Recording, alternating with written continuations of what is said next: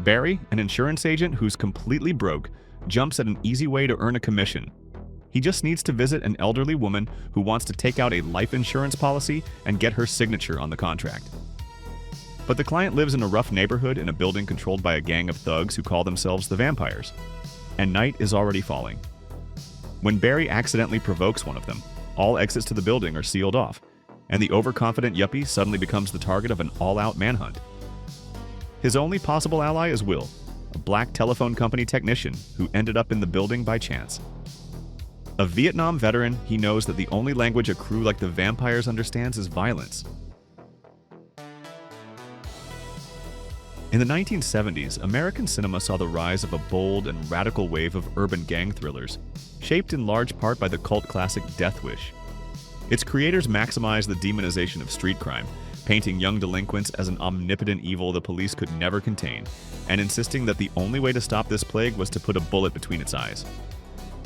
That note struck a chord with audiences, turning Death Wish into a box office hit, and films in this vein began appearing one after another. Assault on Precinct 13, The Warriors, Fort Apache, The Bronx, Class of 1984.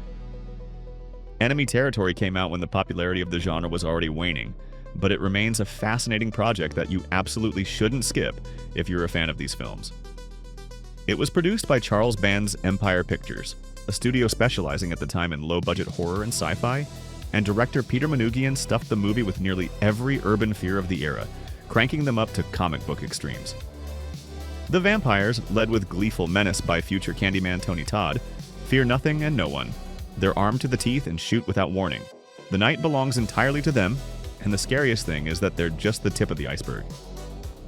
Every building, every street has its own pack of vampires, which is why when a young woman plans to run for the nearest police station, the heroes bluntly tell her she wouldn't last a minute out there at night. Like most low-budget films of the time, Enemy Territory could only hope for a limited theatrical release. But its marketing campaign drew the attention of activists who accused it of exploiting urban anxieties and of being racist, forcing Empire to switch quickly to a video release. Truth be told, there's nothing racist about it. Though the main character is technically white, real leadership quickly shifts to Will, the black Vietnam veteran, and the building is full of peaceful African-American residents. There's a telling scene in which Barry offers a black woman money to let her young son leave with him, and she snaps back that she doesn't sell children. It's a sharp jab at white capitalist entitlement. The budget for Enemy Territory was small, but the filmmakers did everything they could to make it look like a much larger production. Much of the credit goes to cinematographer Ernest Dickerson, later Spike Lee's longtime DP, then only beginning his career. Barry, the quintessential 80s yuppie, is played with surprising conviction by TV actor Gary Frank.